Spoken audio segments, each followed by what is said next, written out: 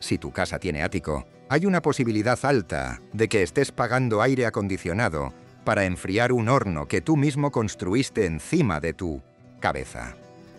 En un día normal de verano, la cubierta del techo recibe sol directo durante horas, el ático se dispara de temperatura, y ese calor no se queda quieto. Se queda almacenado arriba, irradia hacia abajo y obliga a tu sala a pelear contra una fuente de calor constante. Y aquí viene lo raro. Existe un aparato que lleva más de 100 años haciendo el trabajo sucio sin gastar un solo watt. No tiene motor, no tiene cable, no tiene panel solar. Solo gira con el viento y saca el aire caliente del ático como si el techo respirara.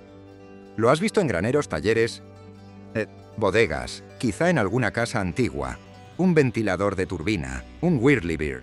Hay datos reales de pruebas en clima costero donde la temperatura pico del ático bajó hasta 37 grados Fahrenheit y la factura de enfriamiento cayó. Y aún así, hoy casi no los ves en viviendas nuevas. Así que la pregunta no es si funcionan. La pregunta es por qué desaparecieron y si tiene sentido traerlos de vuelta para tu caso. Para entenderlo hay que ir a la raíz. La ventilación no es un lujo moderno. Durante siglos fue una cuestión de supervivencia. Antes de ventiladores eléctricos, los edificios se diseñaban para mover aire por geometría. Luego llegó la industria, llegaron minas, hospitales, cuarteles y la necesidad de mover aire de forma confiable. Y con eso llegaron soluciones activas, combustible, mantenimiento. Pero a principios del siglo XX, alguien tuvo una idea de sentido común aplicada a techo. En 1910, un ingeniero llamado Samuel Ewart registró un diseño de ventilador de turbina en techo. La intención era simple, que el viento hiciera el trabajo de extraer aire caliente y también evitara problemas de retorno de humo en chimeneas.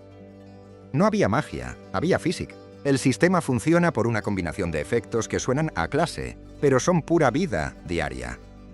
El primero es Bernoulli. Cuando el viento pasa por las aspas curvas, el aire acelera y la presión baja. Esa caída de presión crea succión.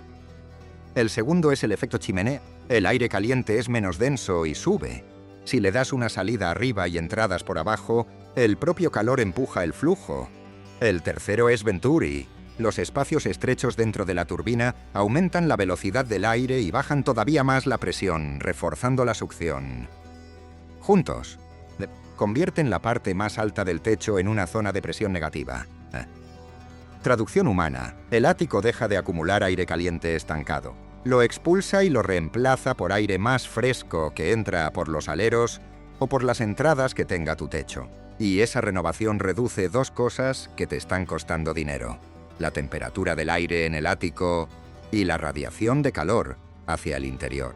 Porque el verdadero enemigo no es que el ático esté caliente como concepto, es que esa temperatura se convierte en carga térmica para tu vivienda.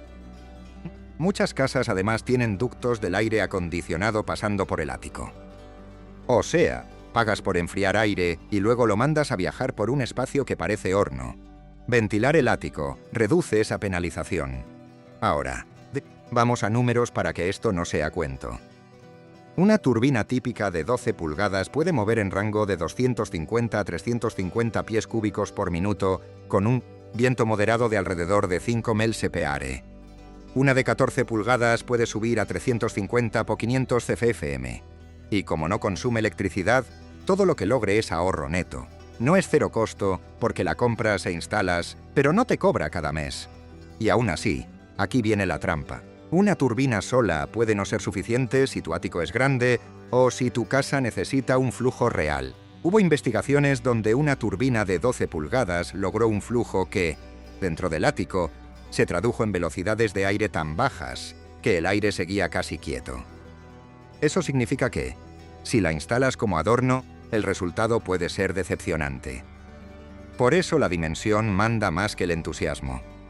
Muchos códigos y recomendaciones usan una regla base, aproximadamente 1 pie cuadrado de ventilación neta por cada 300 pies cuadrados de área de ático.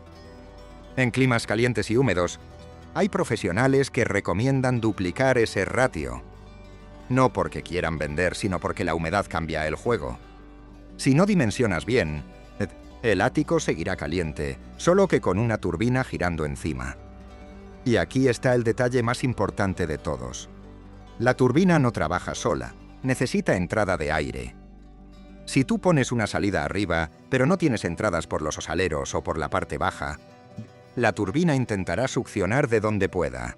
Y donde pueda a veces es la casa. Puede jalar aire acondicionado desde una fuga del techo interior hacia el ático. Eso es literalmente pagar para enfriar el ático. Exactamente lo contrario de lo que quieres. Así que la regla de oro es simple. Nunca instales extracción arriba sin garantizar admisión abajo. Aleros ventilados, rejillas de sofito, entradas controladas. Si no, estás creando un vacío donde el aire buscará el camino más fácil, y el camino más fácil suele ser tu propio interior. Ahora, ¿por qué estos aparatos desaparecieron de viviendas nuevas si el concepto es bueno? Primero, mantenimiento y ruido. Lo que los hace funcionar es lo que se degrada. Rodamientos, polvo, humedad. En unidades baratas, los rodamientos se gastan rápido. Empiezan a chirriar, si ese chirrido se transmite por la estructura del techo. En una nave industrial a nadie le importa. En un dormitorio, te arruina la vida. Y cuando algo se gana fama de ruidoso, los constructores lo evitan para no tener devoluciones, quejas y garantías. Segundo, conflicto con otros sistemas de ventilación modernos. Muchos techos hoy usan ridge vents, ventilación de cumbrera, combinada con sofito. Es un sistema pasivo sin piezas móviles. Si tú instalas turbinas junto con ventilación de cumbrera, puedes crear cortocircuitos. La turbina puede jalar aire desde la cumbrera en vez de jalarlo desde los aleros.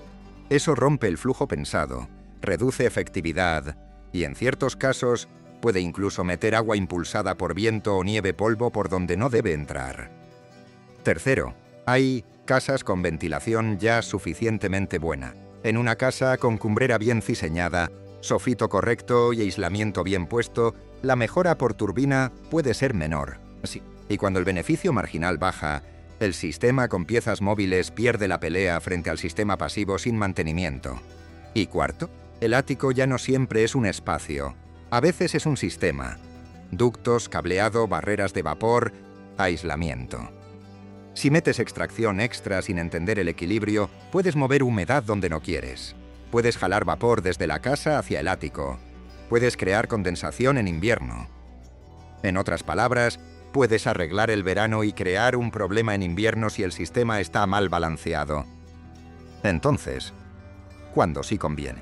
Conviene cuando tienes un ático que se calienta brutalmente, poca ventilación de cumbrera, aleros pobres y un clima donde el viento existe con cierta frecuencia. Conviene cuando tu problema es calor acumulado arriba y tienes forma de asegurar entrada de aire por abajo.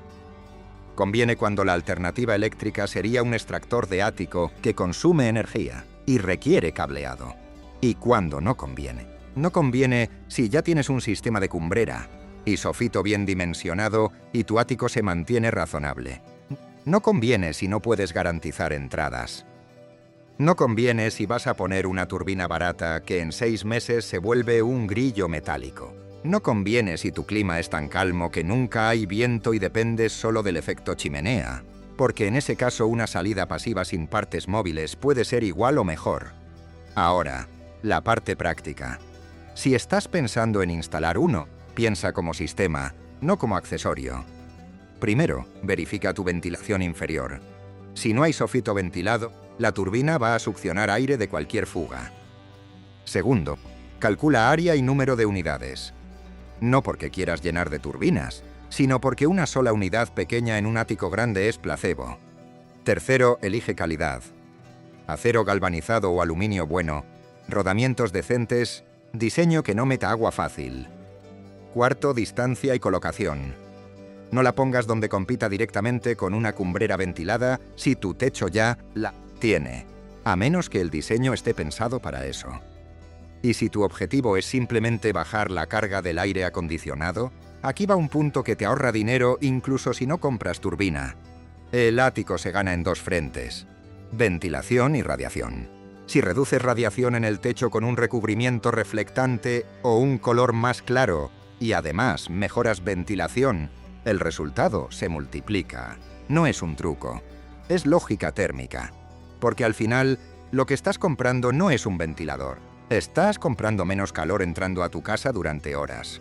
Y ese calor Cuando deja de entrar, se traduce en sueño, confort y factura. Ahora el cierre que importa.